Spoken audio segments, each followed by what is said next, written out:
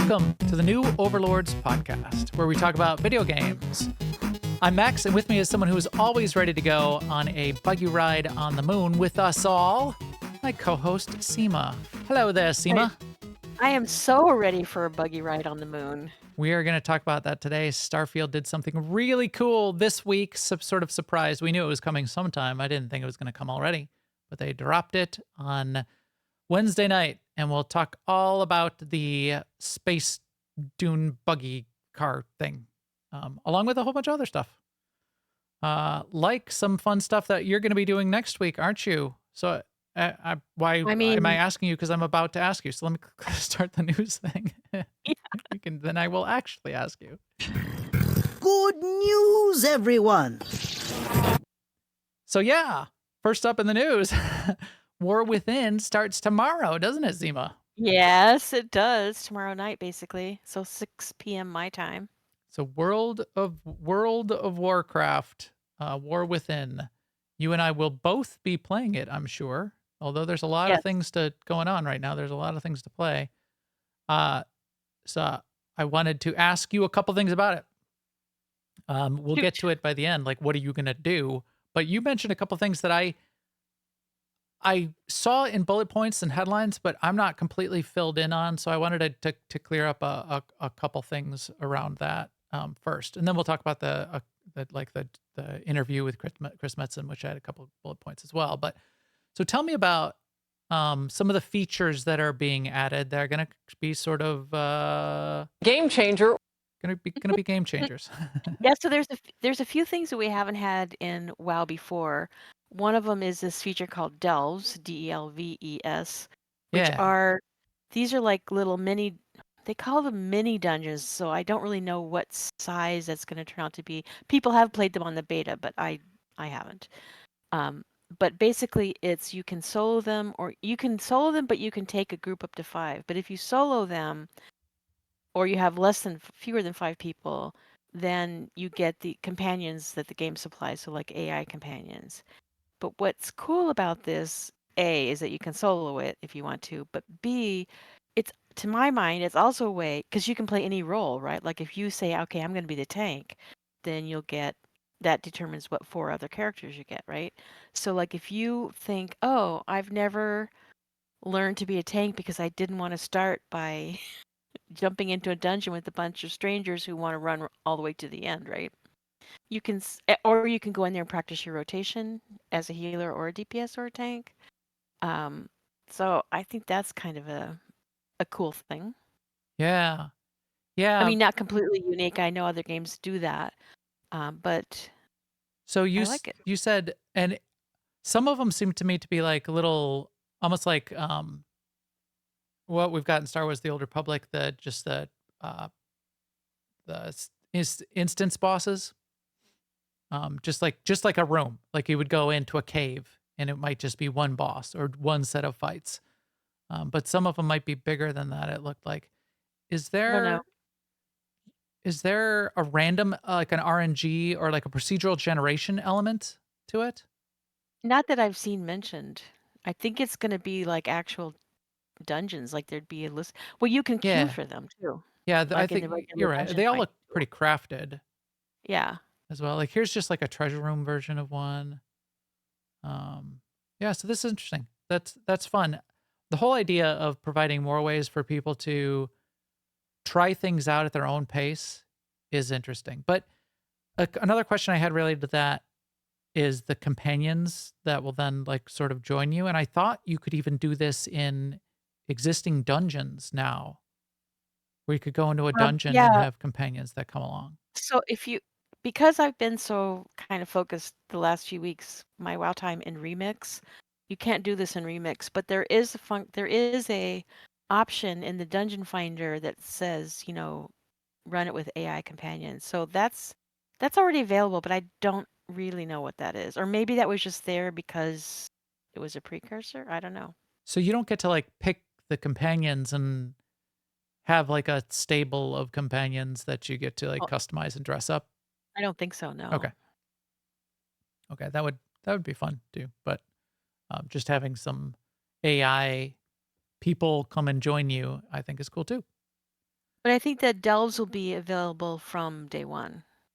Whereas Right. this next thing, which is the story mode raids, which is a whole new mode of raids they're introducing, that's not going to be available until Mythic raids come out, which is like mid-September. Yeah, so But I knew about delves. I did not know about this idea of story mode raids. How is a story mode raid different than a like LFR? so okay, there's a couple of big differences. One is you can go into a story mode raid with 1 to 5 people. Oh, The intention of the story mode raid is that you can the elements of the story that you normally would have had to go in with a big group like LFR or any other okay. type of So raid. it's actual story. Okay. Yeah. Which you And then cannot do at all in LFR.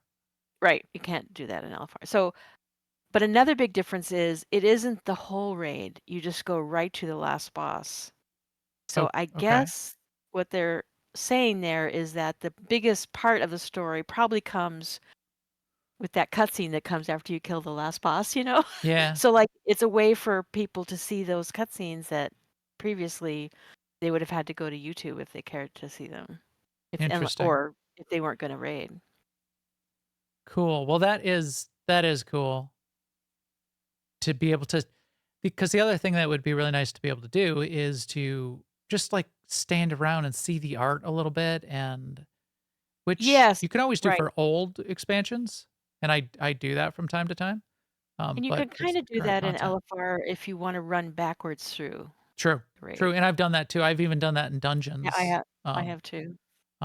At level. Like pug with a group, get to the dungeon's done and now but you only get a certain amount of time, don't you? Don't you get kicked out eventually? Or maybe am I thinking of Guild Well Wars where you get kicked out well, after you get kicked out if your whole raid team dissolves, but normally people, you know, hang out. I don't know what they're doing, drinking coffee or whatever. Um, dungeons, no, but well, maybe. Anyway, Yeah, but the still, other thing it's nice to be able to walk that's around and kind of see it. new for the War Within is they are kind of touting this idea that you don't have to rush to level because there's no player power system that you have to hurry up and get to max level so you can start doing that thing. Okay, so this Um, we've learned in the past what Blizzard has called this in the past is borrowed power. This was like the Heart of Azeroth last expansion, the leveling up your artifact weapon, leveling up your was it a cloak in one of them? I don't even know. yeah, there was a cloak in Shadowlands, or Yeah, was it, or was that BFA? I get them confused because I didn't play. I played a crap ton of BFA, but I didn't play a lot of Shadowlands. metric or imperial crap Yeah, ton. I played a lot, way too much BFA. I got stuck on a few things, and I just squeezed everything I could out of them. But if you don't need to rush to because that was always sort of like gated too. So if you don't need to like rush to like max out what you can get for this week, so you can get your Heart of Azeroth up for the next week, and if you don't have to do that, that's nice for one, and for two, well, you'll still then you just have the goals you impose on yourself, is what you were saying, right? Right, right. So, like, I have a goal to be ready for raids when our team decides to raid, right? So, but that I expect that I'll be able to play at a fairly chill rate and make that in plenty of time. Got it. They say Great. that the leveling process is, I mean, streamers say this, the leveling process is going to be around 12 hours of gameplay, but I think they play more efficiently than I do, so might need a little more than 12 hours. Right. Well, cool. That sounds good. We already knew about war bands. That's a cool thing. There was something else. So like what are you going to do? And oh, that's what I was going to ask too. So I'm going to ask you what are you going to do and are you do you feel like you're prepared? But the one thing I'm not prepared for that I just realized is well, I need to like tonight pick my character, make sure I log in to get all cuz I have tons of the currency from the pre-patch event. I got to buy Mhm. my armor sets. I think I'm going to go on my hunter. I think I'm going to do my hunter. I'll leave my druid waiting in the wings, but it'll be my alliance druid and my alliance hunter. Maybe I'll swap back and forth between them. But what's the advanced class thing? The So do you mean the hero Yeah, talents? yeah, the hero talents. Yeah. Do you know So I about don't that, or do you are I prepared for that? I just know that they exist. So like one of the things I'm going to do with my time in WoW and with the launch time is I'm going to level my main, which is going to be my druid, and I'm going to learn about hero talents and which ones I like and which ones I'm supposed to get, even if they aren't the ones I like. Yeah. And Okay. also, sort of beside that, I have to give some thought to professions because right now my druid, for whatever reason, I'm sure I had a reason, is mining and engineering. And I don't think I want to do, even though engineering is super cool, and if you have it, you're just better than everyone else. I might drop engineering and just do herbing and mining on this druid because Bold move. I feel like I kind of got burned by professions in Dragonflight. Like I never got into them and then I got way behind and then I never understood them. So I just want them off the table for now. And then maybe I can just fly around and gather stuff and then do whatever extra things you have to do for gathering. Like, do you want one little diamond on the herb or three little diamonds or Yeah. Which is whatever, another all layer that of stuff. complication, which I'll probably And ignore, and I'll just get regular whatever, or right, just let me right, pick up the piece of right. candy and be happy. And then later on, maybe in the drought, maybe I'll Yeah. think, okay, now I'm kind of interested in having the bells and whistles from engineering. Plus, maybe I'll have a backlog of ore, or maybe I will have sold it. Who knows? But maybe at then that Yeah. point, then I might have a backlog of gold instead. And Right. then I'll think Right. about it. Exactly. And it's not. I have that freedom because right now, for my class and my role, there's no required, quote unquote, required profession. Like in some X packs, it was Mm. kind of required that you do engineering or blacksmithing or whatever because it gave Right. you a better buff for rating than some other profession. Yeah. I'll have to double check. I'm pretty sure on my druid, it's herbing and mining. And my hunter may be that as well, or it might be herbing and alchemy. I'll have to double check. But the So double gathering, especially at the start of an expansion, I've always kind of just liked, because I'm not gonna like take off time to like sit at a blacksmith and hammer out whatever, right. because I'm playing the story. So So, Forrester asked in the chat if this expansion would be a good starting point for new players, and I think it might be because I think what's going to happen with new players is their leveling zone is going to be Dragonflight. And Dragonflight is already pretty friendly, and you get to fly right away. Well, you have to learn how to fly, but you get Dragonflight yeah, early on. And it's a strong storyline. And it's then I think it's a pretty good transition from Dragonflight to War Within, as opposed to previously, right now, today, a new player goes to Battle for Azeroth zone, and it's sort of like, why am I here? And why do my friends all have cool dragons? yeah. And I can't get a dragon till I'm level 70 or whatever works out. So And even in I think, previous years to that, it would be you're in Elwyn Forest and killing yeah, boars when all of your friends yes, are like flying around on dragons and yes. yeah. But back in those days, it just really seemed like, okay, that's what an MMO is. But now Right, nobody cares what an MMO is. It's just like, is it a fun game? right, right. Yeah, the days of, well, I mean, Final Fantasy still does it. Nope, you start at level 1 and you do all the things. Yeah, Um, and I mean, for that matter, so was Star Wars. Star Wars: The Old Republic, but Star Wars: The Old Republic, the leveling experience is so fast. And Star Wars: The Old Republic was always a little bit different too. The power fantasy was slightly different. I mean, you start as a Jedi. I mean, after a half hour, you're a Jedi with a lightsaber, and it's not like you're just like, I mean, that's not that much different than other MMOs, I guess. Um, I never felt like I was killing boars in Star Wars: The Old Republic, even at level 1. yeah, I Um, agree. so, I agree with that. all right, well, that sounds fun. I'll be in there too. I'm mostly just interested to see what they've done, see the mechanics, see the story, which I've always done for every expansion, and I loved seeing what the other what game devs are out there doing, what everyone's doing lately, including some other game devs like Peter Molyneux.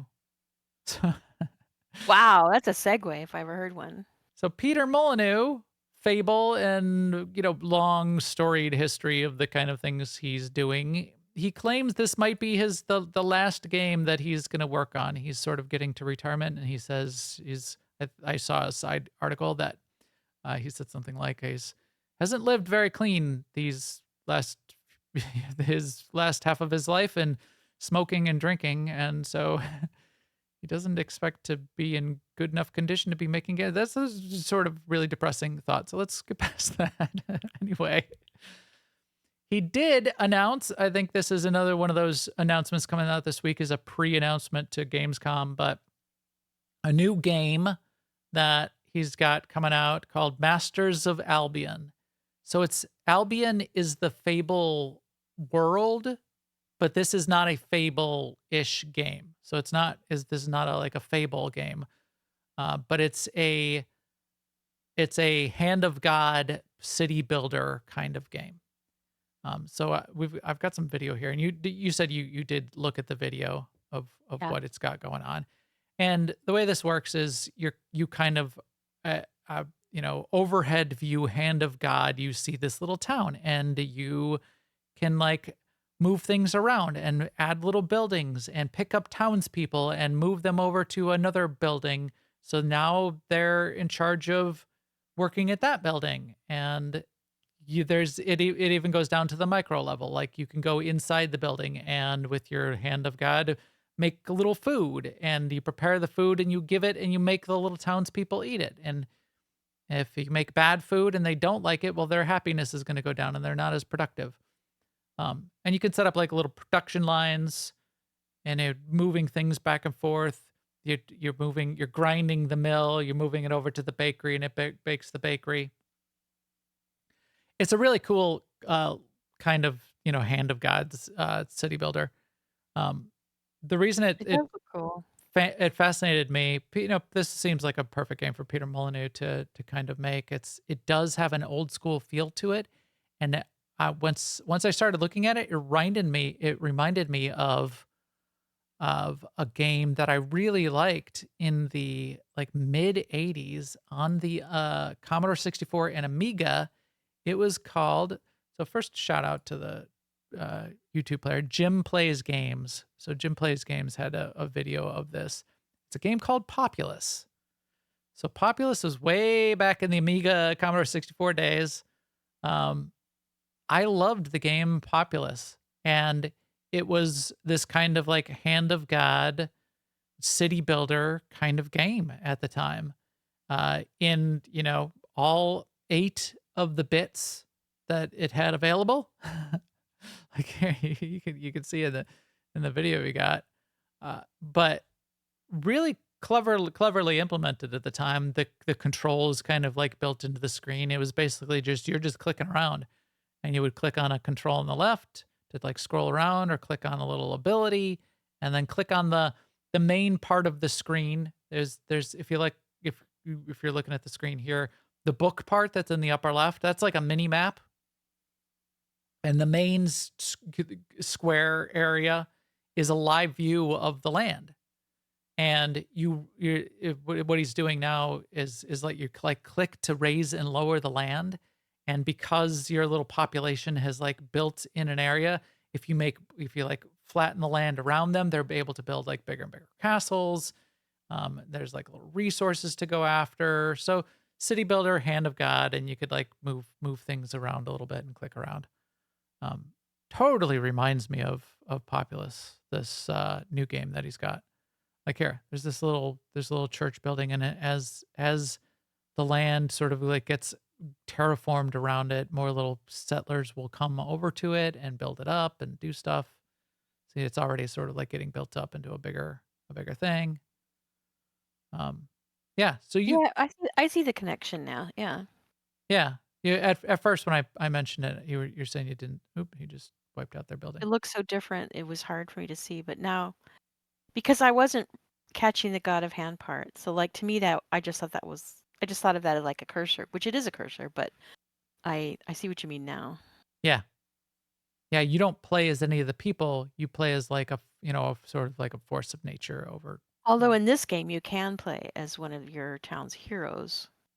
in Peter's game, in the new one. Yeah, and right. So like the monsters when they come at night, if you wanted to, you can defend your town as like the god on high, or you can also play as one of the defenders of the town, Oh, well, and you that's can go cool. back and forth within the fight too.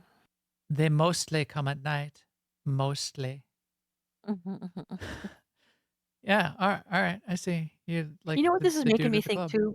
That's One cool. thing I really liked about what was that survival game we played for a bit with the Enshrouded. Pokemon? No, the Oh, Pokemon one, Palmont, Pal World. Pal World. I liked that the little helpers had a personality, even though it was only implemented like when they got an like when they would get that idea and go off and do something. I know it was annoying because they would get the wrong idea, but I liked that aspect of it. And looking at this, it would be cool if your little guys had a few things to say from time to time. Yeah, a little bit of personality, a little bit of, Yeah. um, which it seems like they might, because you can like the voiceover was saying, like, if you feed them rats, you can, but they might not like it. So we'll see how that goes. Ugh, Uh, people. Another game that caught my eye that's hot right now, so hot right now, Super is hot. Black Myth Wukong, which is interesting. So it's a Chinese studio that's making the game, and the pre-orders and the early sales of the game, from what I read, are about 80% in the Chinese market. But plenty of players all around the world are obviously interested and excited about this game.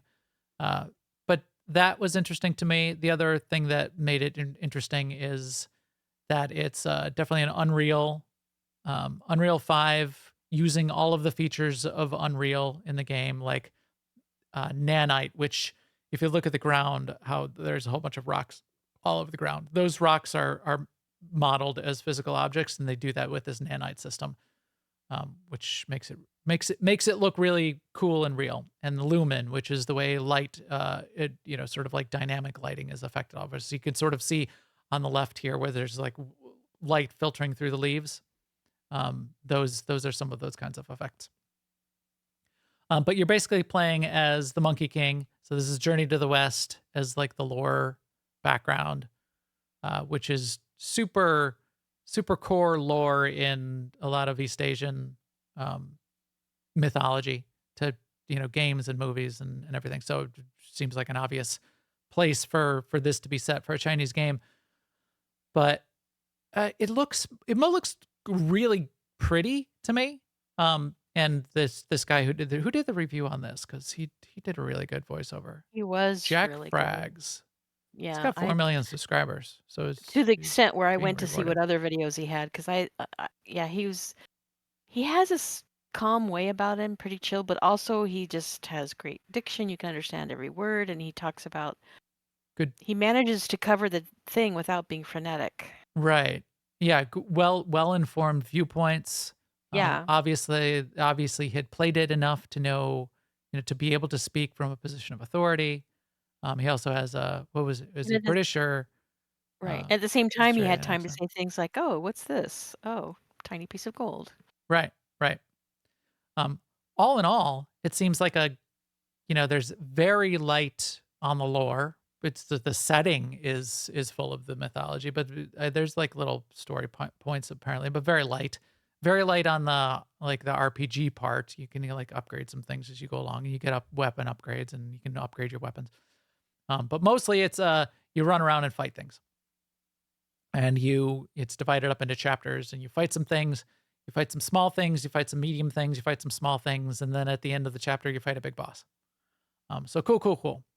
Uh, everybody's, and we'll see as it evolves, but everybody's really touting it pretty highly as it's, this is great, it's cool. Nobody's really criticizing it or harping on it as being formulaic or anything. Whereas just something that came to mind was if Ubisoft put out this game exactly as it is right now, people would be saying it's formulaic and terrible. And why does Ubisoft just do these stupid Ubisoft games where you just run around and go from, save point to save point and fight things like Avatar and it's because they're really fun.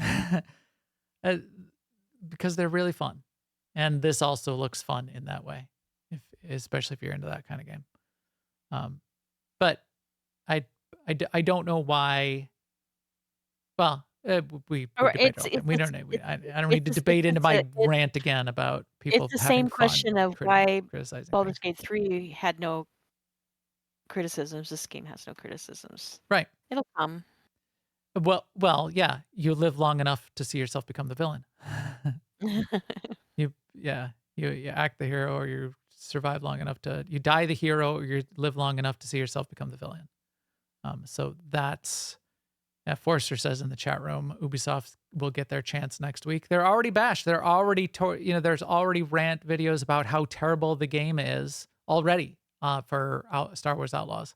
So they don't get a chance.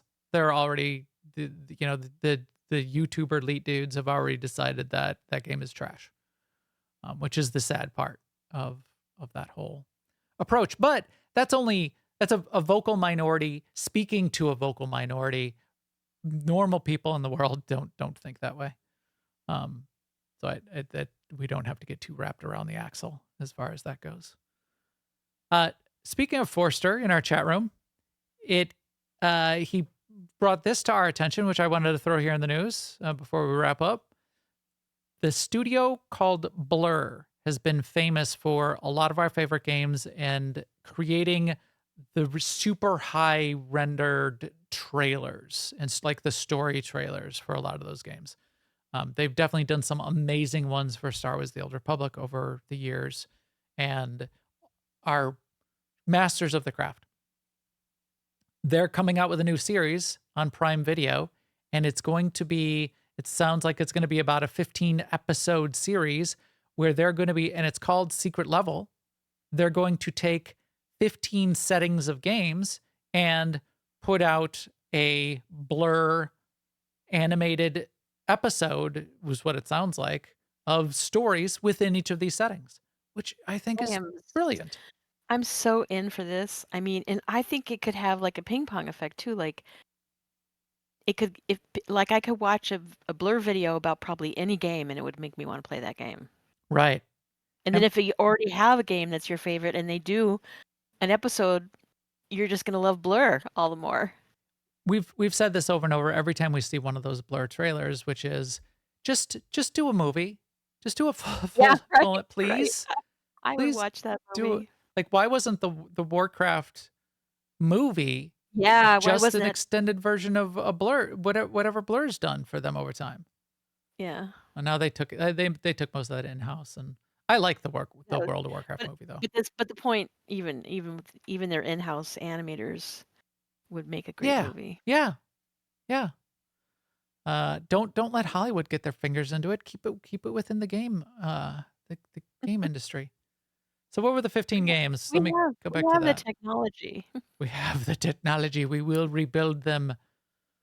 The games are, so it's not every game that I would have wanted. There's a couple highlights in here out of the 15, but as you said, Sema, it would be great if like season 2, then we do get World of Warcraft and Star Wars: The Old Republic and Mass Effect. That would be awesome. Anyway, the games that they do have lined up are Armored Core, Concord, Crossfire, Dungeons and Dragons, Exodus, Honor of Kings, Mega Man, New World Aeternum, which I think is interesting because this is published by Amazon, so you see where that came from. Pac-Man, Sifu, Spelunky, The Outer Worlds, Unreal Tournament, and Warhammer 40K. Again, Warhammer. Warhammer is like anything. What you want to do? Warhammer? What is your product? It's Tinker Toys. Sure. Warhammer branded. Pickup sticks. Remember that game with Did you ever have pickup sticks, which was like long toothpicks and you just drop them on the ground? That's a game. I grew up poor. I just realized that was the game I played. It's We basically like a made our box own of pickup long sticks. toothpicks that are different colored, and you drop them on the ground into a pile. And I guess your objective was to like, you couldn't move someone else's colors, and you had to like go around and like try to pick one up without. I don't even know what it was because nobody ever played It it. was a cool 3D game. Nobody, because it was just sticks on the ground. So we never actually played it. You'd like use them for other things. You'd like put one in Luke Skywalker's hand for your secondhand garage sale Luke Skywalker action figure that you got. But yeah, that was the game I had. I had Lincoln Logs too. At least Lincoln Logs, you could like build a little house with it. It wasn't just a pile of toothpicks. Anyway, Warhammer 40K pickup sticks. Warhammer 40K Lincoln Logs. They're gonna have a Warhammer 40K episode, which sounds great. I'm looking forward to what else did I see in there? Oh, the New World one. I like New World. I think New World is amazing. Everybody who, again, the insiders will claim New World is terrible, New World is dead. It's not. It's a great modern take on how to build an MMO, which I think has so much potential as well. I think I would love to see Star Wars built in that engine, in that combat style and everything. Just cut and paste Star Wars, cut and paste World of Warcraft into that. I think would really be the future. I'm so sad that people are down on it as a game because I think we could get some really cool stuff in there if people weren't. But it's still live, and there's an expansion coming out for New World in the fall. And here's an opportunity for actual people, not lead gamers, to get a view of a different take on New World and what the story is that's going on in there, which is kind of interesting. Yeah, and it might be worth it to go back and watch Love, Death, and Robots if you didn't watch that, because I did not realize, but that was also a collaboration between Amazon and Blur Studio. I didn't know that Blur had done that. Yeah, that is fascinating. You're absolutely right. That's fascinating. Why did I not know that Blur I don't, did yeah, I would have been a Love, Death, fangirl back Robots? then. Gotta Yeah. go watch them again. Cool. Two With new last eyes. pieces of news just in our release date section that we like to throw in there. A pre-announcement for Gamescom, along with the update we're about to talk about. Starfield announced the release date for the Shattered Space expansion, which is coming September 30th. And then we did get a release date announced for Indiana Jones and the Great Circle, and that's December 9th. They also had some side news for Indiana Jones and the Great Circle that it will be coming to PlayStation before long as well. Not long. Either I don't think it's day and date on PlayStation. No, spring. Yeah, so spring 2025 it will be on PlayStation as well. That's interesting. Getting those inside Microsoft titles also going to PlayStation, as the world should be. And that's the way it should work. Let's get rid of exclusives. I love that. All right, Sema, that's it for our news. All right, chat room, thanks to all of you there who hang out with us in the chat room. If you would like to get connected to us, as always, you can find all of our audio, video, and our Discord links on newoverlords.com. Our Twitch channel here is where you can catch up with us when we record live on Wednesday afternoons. And don't forget, if you're looking for one of those big family-friendly gaming communities where you can group up with players outside of game and go play in a delve with real players, you can get that from Alea Acta Est. That is the AIE is the guild that we have liked to play with over time as well. You can find all the information for that on aie-guild.org. Sema, the games, they are a changin'. Game changer. Game changer. Game changer. Game changer for Game changer for the industry. So 2 games a changin' this week for us to catch up on. We got our mid-year SWTOR update, and we are Star Wars: The Old Republic fans, as everyone probably knows. The way they've really solidified and are doing a great job in sticking to this schedule of once a quarter having an update, and they alternate major, minor, major, minor. So this is technically a minor update. It's 7.5.1. It's a .1 update. 7.6 will come the next a quarter from now, and will be a bit bigger of an update with more systems and features and story. But We got some interesting things, didn't we, Sema, in 7.5.1 as of today or yesterday? Yesterday was the first Yes. day. What did we First thing, get? first thing and big thing is Galactic Season 7. Yeah. So we've had a break from Galactic Season's activities since Galactic Season 6 ended a few weeks back. And now it's going to start with this one, which is bounty. It's based around the bounty hunter event, not bounty hunter the class. Like you don't get any advantages by being a bounty hunter, but the bounty contract event, which for a number of people is their favorite event. Yes. So that event is going to be open and running the whole time during Galactic Seasons, and there are Galactic Seasons targets for doing bounty contract targets. So if you haven't finished that rep or you have more things you'd like to buy and get the currency for, then here's your great opportunity. This will be a great opportunity. Right. Galactic bounty hunting has been a great event. It's got some really good rewards that are part of it as well. The thing I like the most about the bounty hunter event rewards is it's one of the few places you can get a bowcaster in the game, which is a really cool weapon, and they're rendered well. The rewards remind me of because there's a bunch of cool rewards coming. Here's SWTORista's video, So which should be a great one guide. thing that I've heard people that are excited to be able to get dark side and light side tokens, because that has been elusive in past years. So if there's things you want to buy but you weren't able to get tokens, now you can through this event. Oh, that's her season 5 video. That is not season 7. Um, Yes, dark light tokens are fun as a currency. What else? What else we getting? Oh, so what are some of the other changes? Oh, we get the DVL bosses. That's one of Right. that's a cool Yeah. thing to talk about. Right. So if we're moving on from Galactic Seasons, the DVL bosses is a cool thing because for us especially gives us a really cool activity to do on our MFN nights, which is to go out and kill 2 dark versus light bosses. And this is the first time.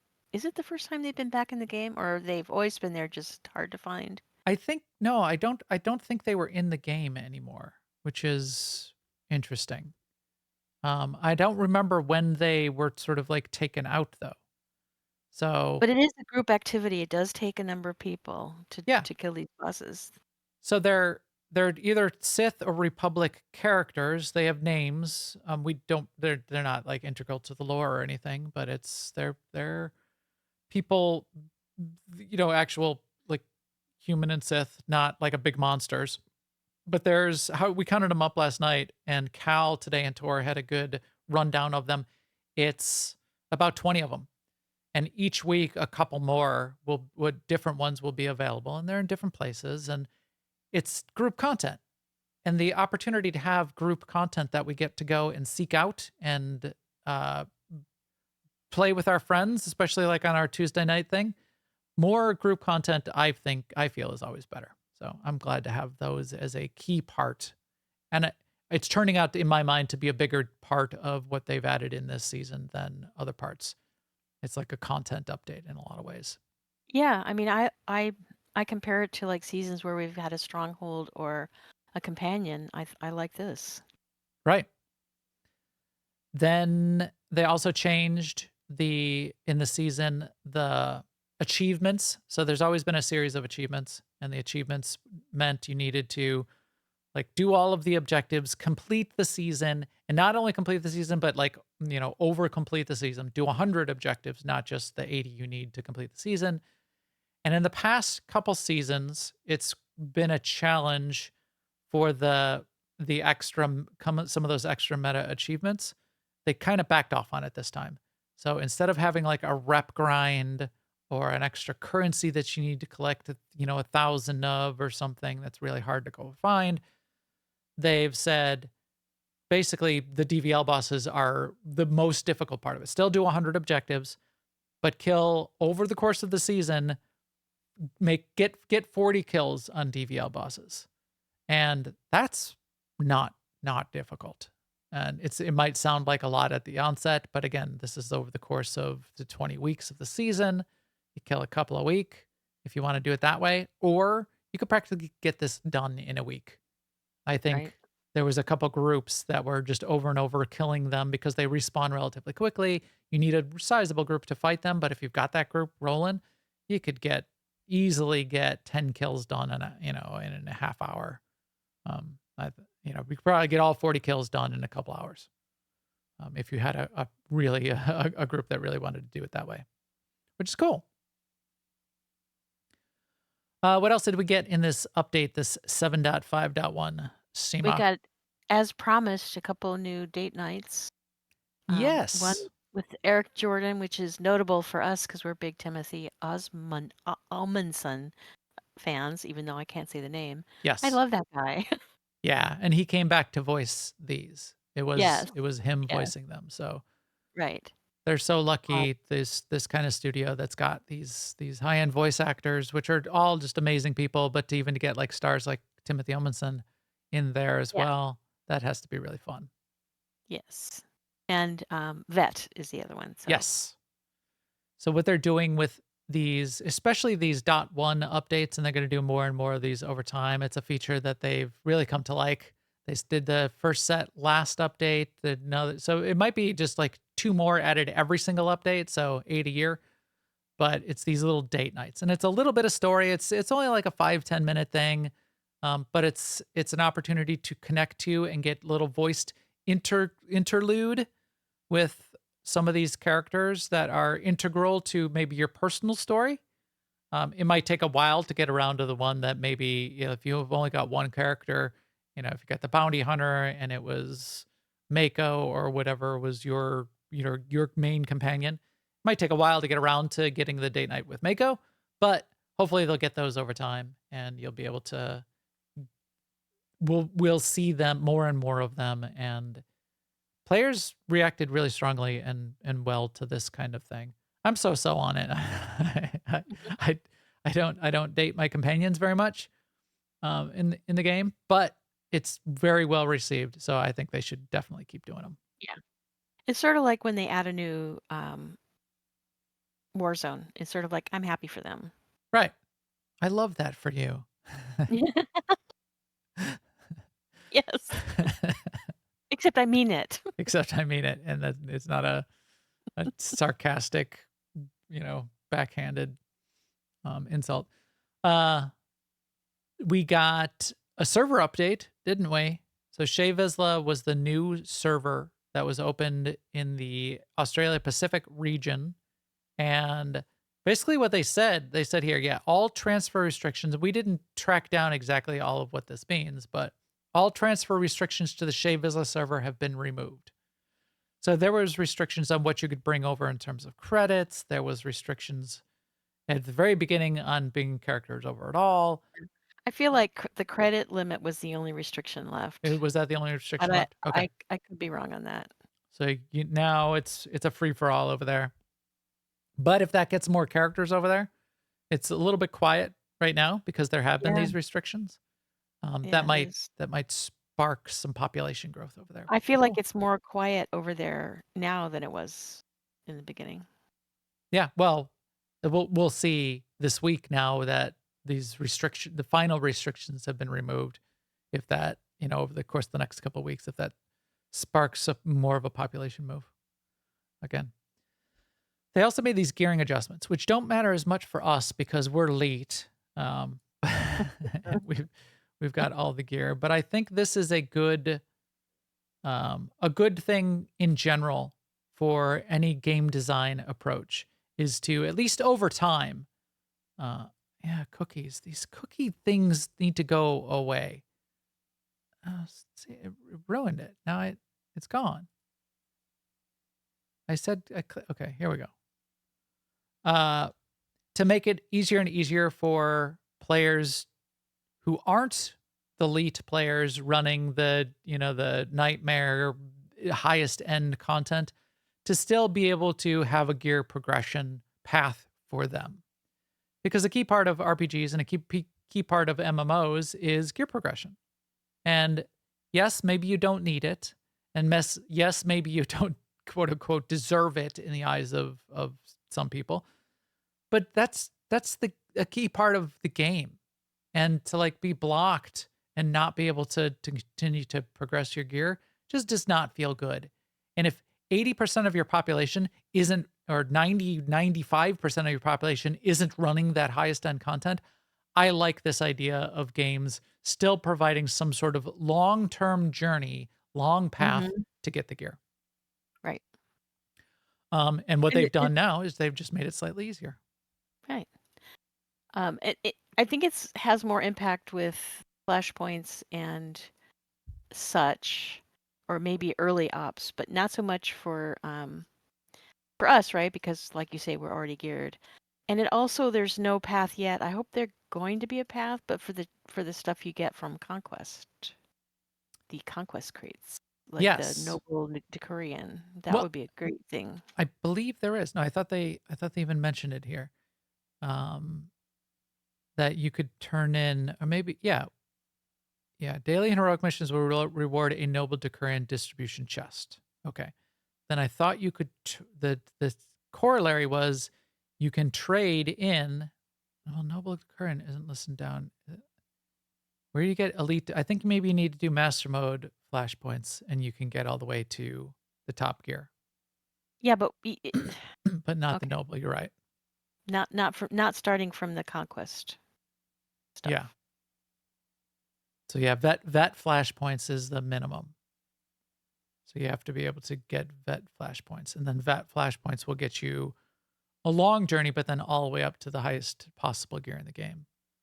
Because vet flashpoints gets you the elite Decurion, and then you can turn in elite Decurion for Supreme, Supreme for Rakata, or you do like story mode group content. But you can do regular heroics for FP1s. So this is what Stask is reminding us. So you will be able to do it with FP1s because you can turn in FP1 stabilizers, which is a currency. Instead of a noble Decurion chest, you can get FP1 stabilizers, and get the elite Decurion caches for that. Right? Is that how you do it? Anyway, there's probably there. Sounds like there's an update. There's a way. Okay. And then finally in the patch, a bunch of bug fixes, which is good. Good to see. Yeah, I basically just scrolled through that. Yeah, wasn't anything all I that interesting that I saw in here, but yeah. except what was the one I saw? It's down here. I noted it. I can't find it. A fly text warning message will now be displayed in all instances when attempting to summon a companion in a restricted phase. Don't we have that? Haven't we had that for like 10 years now?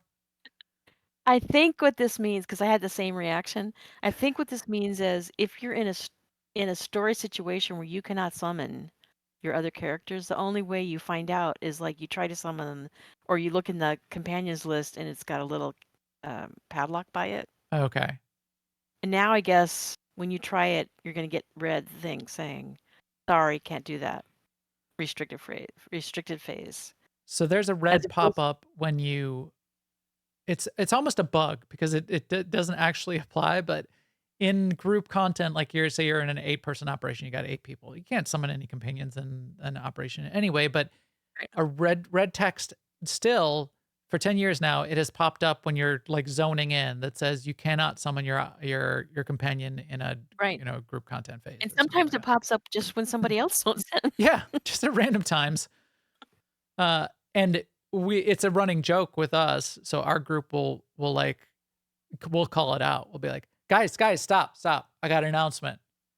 I don't know if you know this, but you cannot summon a companion while you're in an operation phase. Every time. We do it every time. And we've been doing it for 10 years. So the fact that we will get more of those warnings popping up, yeah, that was that was fascinating to me. I wish they would. I wish. I don't know if I do wish this, but I kind of do wish that every time they do a fly text warning or message of any type, it would also be in the chat window. Because sometimes, I turn back and see the end of it, and I'm like, what was that? I would like to see it in the chat window as well. But then I guess some other people might go, don't clutter up all my chat with all those words. But chat you can scroll back infinitely, which is the usefulness of that. I agree. Just put them in the chat. And give me a separate channel and I'll put it in a separate chat tab. Right. That's the way that should work. Don't just like have things. Yeah. Cause we know Sema's on Pinterest 80% of the time during the game night. You get distracted. Yeah. Or You gotta see the message. lately it's been Gemini.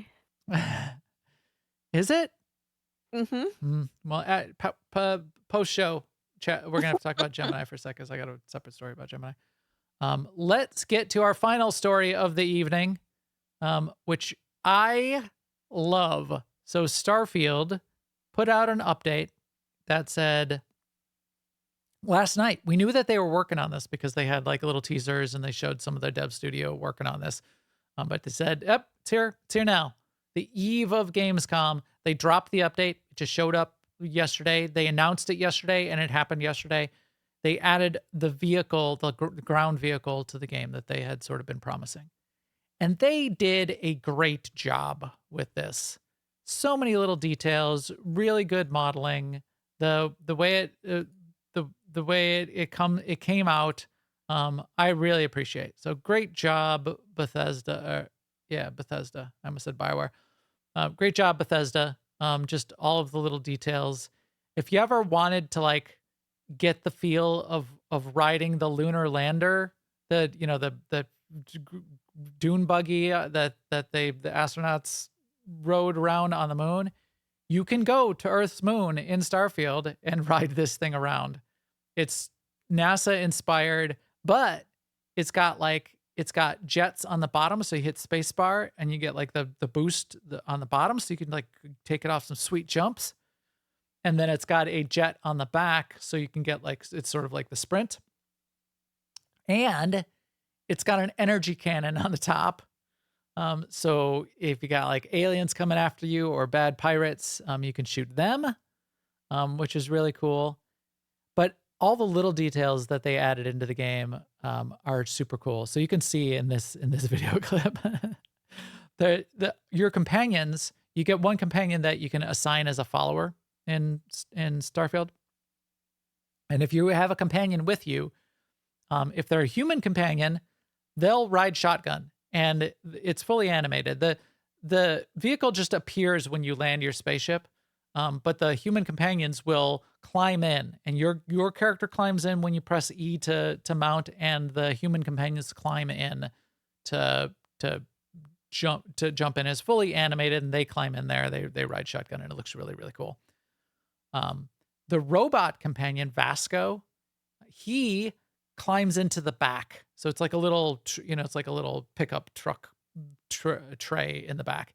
He climbs into climbs himself up there, situations himself down in the back, and then he taps it with his hand. He goes, tap, tap, like ready to go. Just those little details. Looks really, really cool. I only played with it for 15 minutes driving around, shooting things. I, of course, drove it into the main capital city, New Atlantis. It doesn't kill people to run them over, but it does damage them a little bit. It's not as much damage as I would think. It does anger all of the security teams, and they will then come start shooting you. You can then shoot them with the cannon. But I wouldn't typically, but then you get a bounty, you get thrown in jail. So don't ride it in the cities. But I also rode it around. Oh, that guy just ran over his companion. But they got back up. Merely a flesh wound. Oh no, it's a colonist. It's an NPC, and they just killed him. Got back up. I see. Now he killed him. Yeah. Yep, and then he got a bounty. Because colonists are bad. Yep. No, that was a good colonist, and he got a bounty. He got in trouble for it. And he'll get thrown in jail if he doesn't clear that bounty when he goes back to a major city. But yeah, so really, it feels really good. I drove it around, just randomly went to an ice planet, and it's like slipping and sliding all around the ice planet. I love how it moves. It's got 3 colors, and as soon as you unlock it and get it, you only have to pay like 25,000 credits, and you unlock it, and it just appears every time you land your ship. But you do get to customize it then. The only thing you can customize so far, I'm sure maybe modders will take care of this and do more, but the only thing you can customize so far is the paint job. but it's a 3-color paint job, and you can paint it any color you want and mix and match the colors. So I painted mine cherry red, and drove around in my hot rod dune buggy. Can he drive into the building? What are you doing? Drive. There you go. There you go, bro. Drive in there. So do you think Can it's you not do get you in there? call this a mount or So that's a a good question. vehicle? So I thought about that.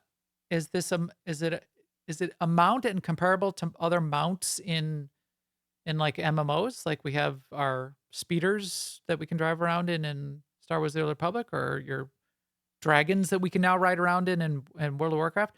I don't think it is. I don't think it's a traditional mount in that way. I wouldn't count it as that. It's more like a vehicle, and I mean, yeah, because you can do combat, clearly. yeah, because you've got a weapon on it, and you can do the vehicle combat. You can use your scanner while you're on it, which is scanning is a big thing in Starfield. You're scanning for resources. You're scanning to look around for objectives.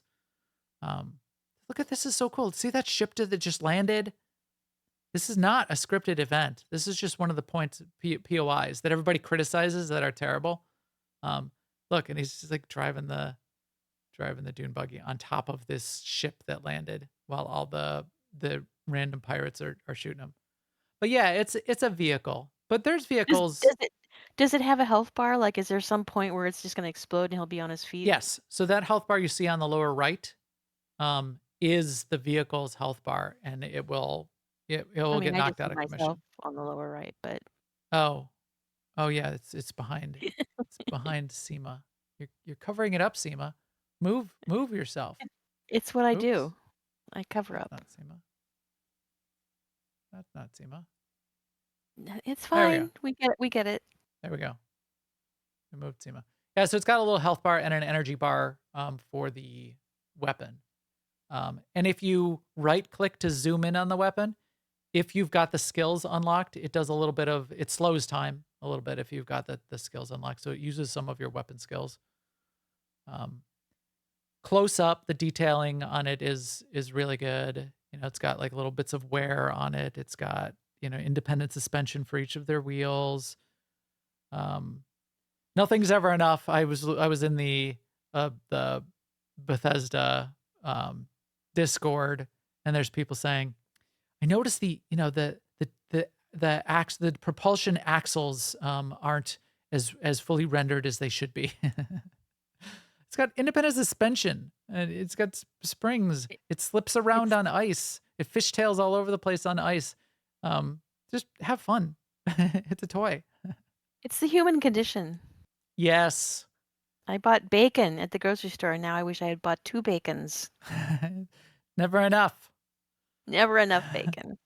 I found this sandwich in the park, and I wanted to know why it doesn't have mayo on it. Exactly. That's a Parks and Rec. Who in their right minds would leave a sandwich in the park with no mayo? Right. But yeah, so really cool. And yeah, I think more games should have these. We do have little bits of examples of this in some of the other MMOs, right? So you do have a little bit of vehicle scenarios in World of Warcraft. You reminded me of like Ulduar, when you get to like get in that tank and drive it around. Yeah. We do have a couple of those kinds of scenarios in Star Wars: The Old Republic, where you pilot an Imperial Walker. This, for some reason, feels so much more natural than those when you're driving this thing around.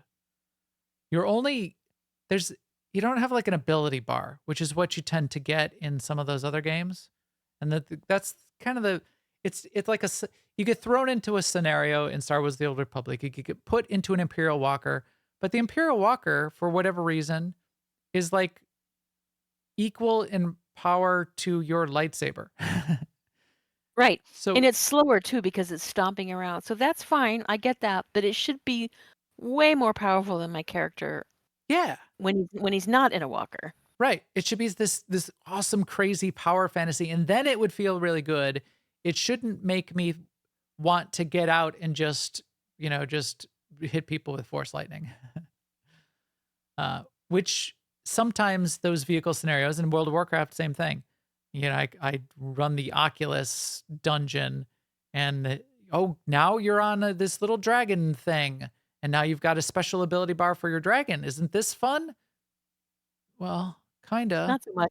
But I have this really cool artifact weapon. I have the Hand of Ragnaros that I could just like smack them with, but I gotta like press this weird button that I don't know what it does on this dragon thing and make it do a thing to get through this scenario. It's not even like for fun. It's like you can't complete this group content without playing their weird little, mini game. So more of them should be like this, and I bet we're going in that direction. Yeah. This has got a lot of utility associated with it. Now, this didn't have any sort of like ground mount, which MMOs certainly have always had and done a really good job with. There was none of that in Starfield, and I was just thinking, boy, I really could have used this when I was going to the 240 plus temples that I had to run to complete my new game plus 11 that I did. This would have really come in handy a couple months ago when I was doing that in Starfield. In fact, what I did in my current playthrough is I went to one of those temples. I haven't been doing it in this. I haven't been bothering to play that part of the story in this current save because it's my final save, and I've done that the 10 times that I needed to. So I had the opportunity. I had one of those in my quest log to go to one of these temples, and there's 24 that you go to at each playthrough. So I was like, well, what would it feel if I had the vehicle? And it feels really good. Feels really good. Because that was like an icy planet. I'm fishtailing all over the place, and I'm running over these Xeno bugs on the way. And I can open my scanner and see the path that I need to go to get to where I need to go. Super cool. So highly recommended. They have claimed that there will potentially be more versions of this that come out with the expansion in the fall, in the Shattered Space expansion, or they've alluded to it. I don't know if they've promised it.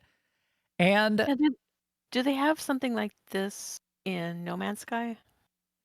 Yes, they do. And in fact, some of the No Man's Sky, there's always some chatter about, oh, they finally added a ground vehicle. We've had them for years in No Man's Sky. Haha. What you find typically get, because No Man's Sky is a pretty good community, is there'll be a lot of replies to that in the threads that say, hey, it's two different games and we love them both. And wouldn't it be cool if we liked all the things? Yes. So that's really nice to see. They're less and more in No Man's Sky. There's actually like 5 different vehicles in No Man's Sky. One of them's kind of like this. They have storage, which is much more important in No Man's Sky, to have extra storage because it's sort of like that survival and you're gathering materials. But they're much less fun to drive, and much less customizable. You can still change the colors on them though, too, now that I think about it. They're definitely much less fun to drive than this one. And they're obviously because it's different art style and it's different fidelity. This is much more highly rendered, and you don't have companions in No Man's Sky either. So you don't get a Vasco jumping in the trunk and giving you the thumbs up to blast off. So here you can even see there's a companion in the shotgun seat. On this one, I guess if the companion is Sarah, so this is a known thing. Your companions will sort of like be mad at you if you do bad things. I guess if you drive into New Atlantis and you run over civilians, Sarah will say, "I disliked that," which is that's like a pop-up text. I guess it just is sort of like a throwback meme. They added a voice line for her to say that, which is kind of funny. But yeah, so they do have it in No Man's Sky, and that's a good example. And they are an effective tool in No Man's Sky, which is an effective tool here as well. Yeah, which is cool. This is a paradise planet with a resort. Look, and he even drives in the water at this point, and he can like slide around in the water. Great physics, great effects. They whoever modeled this and created the effects for it put a lot of care into it. The tires, the wheels on it, definitely take a look at the model. They're the airless tire model, which has been modeled. It's out there in a couple different places, but it's actually been modeled for NASA. Those airless tires, which are a really cool thing. You can look them up; they're real. But all the little couple little dents and scratches, couple of bits of wear on the edges that makes a vehicle, any kind of skin and texture look really real. All right. Fun. You know what I was thinking, Sema? What? Starfield is on Game Pass. Is it? It is. So you have this, Sema. You have Starfield. It's a big install. It's definitely big. I'm game full right now. Yeah, especially right now. Yeah. Somebody's trying to drive it in through the gate into the core of Neon. Oh, this is crazy. Yeah, talk to me in 2 weeks. You can't flip it over. It always writes itself, which is good and bad because I kept trying. It was fun to try to flip it over at least.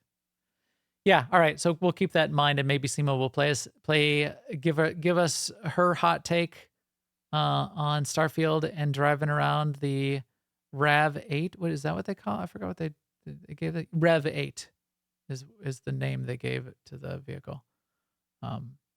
She'll give us her review of it in the future, but I think going to be a lot of what are you going to be playing the next week? SWTOR and WoW? Yep. SWTOR and WoW. SWTOR and WoW. I think I am too. That's what I'm going to be doing. I have been playing a lot of Starfield in my spare time, outside of Star Wars, The Old Republic. I'm at 49 of 50 achievements. So I've played all of the major storylines, and I would be at 50 of 50, but there's a game-breaking bug for the choices I made for the Ryujin storyline, which is quite frustrating. So that's bad. Oh, he's going to fall into the ocean. What's this going to do? Oh, he's like floating in the ocean that's weird. I wonder how far you can go. That's cool. In Neon. I never tried to, why did I not jump off the platform at Yeah. Neon? Why What not, the heck? man? The heck do you mean? So yeah, we'll get more of our experiences in Total Galactic War. We'll probably get a little bit of news wrap up from Gamescom next week that's going on right now. That'll be fun to catch up on any other big announcements. But yeah, we'll get a first look at the War Within and some more of our progress on Galactic Season 7 and Bessie and Star Wars The Old Republic. Fun. Anything else before we wrap it up here, Sema? No, I say let's wrap it up. All right, everyone. Thank you very much. That's it for today. All of our feed and subscribe links are on newoverlords.com. And our video, of course, is up on YouTube/newoverlords. Please come chat with us, as always, in our Discord. I've been posting a bunch of the photos of me in my Rev 8 in the Discord, for example. You can find all of that at newoverlords.com/Discord. You can also follow on all of the social networks while they last, and we'll keep you up to date there too. And with that, we will talk to you soon. Later, everyone.